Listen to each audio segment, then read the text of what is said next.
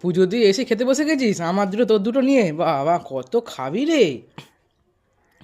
এই তো প্রচুর খিদে পেয়ে গেছে, জানিস আমি সকালে না খেয়ে থাকতে পারি না। বা এত, হ্যাঁ।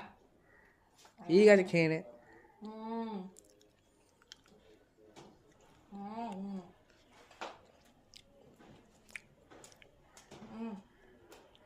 হুম। খাবি? আমি পরে খাবো, তুই খা তো আগে। খাও। হুম হুম হুম হুম হুম। খাওয়ার মতো শান্তি। যাক।